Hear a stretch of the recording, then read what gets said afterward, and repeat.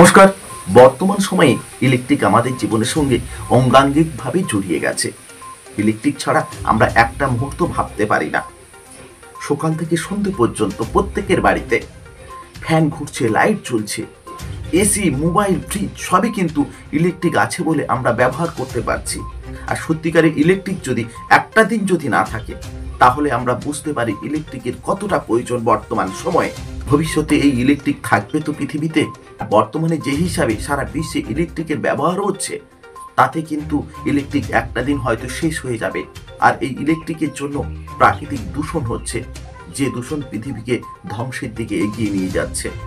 আর এই ইলেকট্রিক উৎপাদনের জন্য যে প্রাকৃতিক জীবাশ্ম জ্বালানি রয়েছে, সেগুলো দিন দিন কিন্তু ফুরিয়ে আসছে।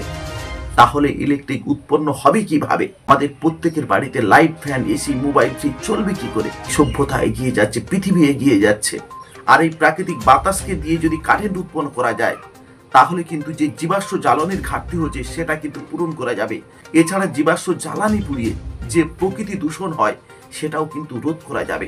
তাই বিশ্বের বহু দেশে এই প্রাকৃতিক বাতাসকে কাজে লাগিয়ে উইন্ড টারবাইনের সাহায্যে কারেন্ট উৎপন্ন করছে এবং হাজার হাজার বাড়িতে সেই কারেন্ট পৌঁছে দিচ্ছে।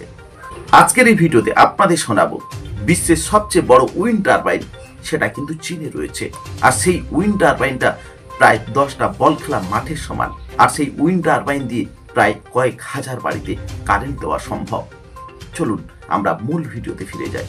চীনের তৈরি এই 26 মেগাওয়াট ক্ষমতা সম্পন্ন উইন্ড টারবাইন 2024 সালের অক্টোবরে নির্মাণ সম্পন্ন হয়েছে। এটি চীনের নবায়নযোগ্য শক্তি উৎপাদনে একটি গুরুত্বপূর্ণ অধ্যায় যোগ করেছে।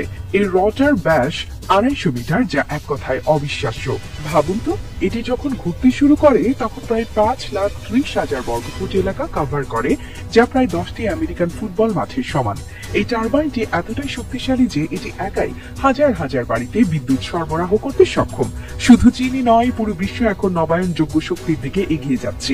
বিভিন্ন দেশ এখন আরো বড়, আরো কার্যকর টারবাইন নির্মাণে প্রতিযোগিতা করছে, কারণ এটি পরিবেশ বান্ধব এবং কার্যকরী বিদ্যুৎ উৎপাদনের অন্যতম উপায়। শুধু চীনেই নয়, সুইডেনেও বিশ্বের সবচেয়ে উঁচু কাঠের উইন্ড টারবাইন তৈরি করা হয়েছে। এর উচ্চতা 150 মিটার এবং এটি 2 মেগাওয়াট বিদ্যুৎ উৎপাদনে সক্ষম, যা প্রায় 400টি বাড়িতে বিদ্যুৎ সরবরাহ করতে পারে। তবে চীনের 26 মেগাওয়াট টারবাইন এই তালিকায় এখন পর্যন্ত সবচেয়ে বড়। উইন্ড টারবাইনের মূল কাজ হলো বাতাসের শক্তিকে বিদ্যুতে রূপান্তরিত করা। বাতাস যখন টারবাইনের বিশাল ব্লেডে ধাক্কা খায়, তখন ব্লেডগুলো ঘুরতে শুরু করে। এই ঘূর্ণনের মাধ্যমে একটি জেনারেটর সক্রিয় হয়, যা বৈদ্যুতিক শক্তি উৎপন্ন করে। এই শক্তি সংগ্রহ করে গ্রিডের মাধ্যমে শহর ও গ্রামে সরবরাহ করা হয়। বিশ্বব্যাপী নবায়নযোগ্য শক্তির চাহিদা ক্রমাগত বাড়ছে, কারণ জীবাশ্ম জ্বালানির ব্যবহার দিন দিন পরিবেশের জন্য ক্ষতিকর হয়ে উঠছে। উইন্ড টারবাইন সেই সমস্যার সমাধান করতে পারে, কারণ এটি সম্পূর্ণ পরিবেশ বান্ধব, কার্বন নিঃসরণহীন এবং দীর্ঘমেয়াদে সাশ্রয়ী। উন্নত প্রযুক্তির কারণে এখন উইন্ড টারবাইনগুলো আগের চেয়ে অনেক বেশি শক্তিশালী, কার্যকরী এবং টেকসই।